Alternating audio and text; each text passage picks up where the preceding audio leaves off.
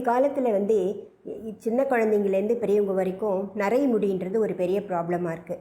அதுக்கு வந்து என்னென்ன மாதிரியான ஹேர் டை யூஸ் பண்ணினாலும் அந்த நரைமுடி தான். அதுக்கு வந்து இயற்கையாக வந்து சரிப்படுத்துறதுக்கான வாழ்வியல் முறை இப்போ நம்ம கையில் இல்லை.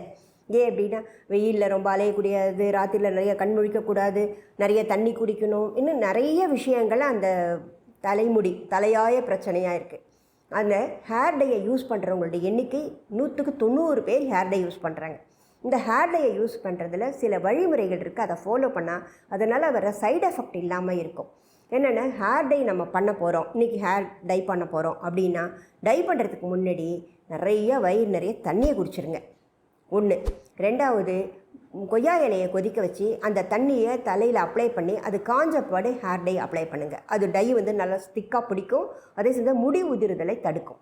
3வது வந்து, எங்கெங்கெல்லாம் ஹேர் டை படுதோ அந்த இடத்துலலாம் அந்த கருப்பு போகிறதுக்கு வெங்காயத்தை கட் பண்ணி அந்த இடத்துல தேய்ச்சிங்கன்னா அந்த கருப்பு போயிடும். காது பகுதியில், கழுத்து பகுதியில், நெற்றி பகுதியிலலாம் கொஞ்சம் தேங்காய் எண்ணெய் தடவிட்டு அப்புறமா டை பண்ணுங்கள். அப்போ ஒட்டவே ஒட்டாது.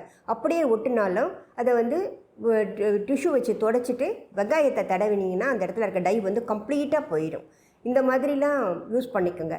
எப்போ வந்து ஹேர் டை பண்ணாலும் நீங்கள் குளிச்சிட்ட பிற்பாடு அதை வந்து கம்ப்ளீட்டாக காஞ்ச பிற்பாடு கொஞ்சம் எண்ணெய் தடவிடுங்க. தயவுசெய்து எண்ணெய் தடவிடுங்க. எண்ணெய் தடவில்லைன்னா முடி வந்து வெடிக்கும், கால்கள் வந்து வெடிக்கும், அப்புறம் முடி வந்து சிதறும்.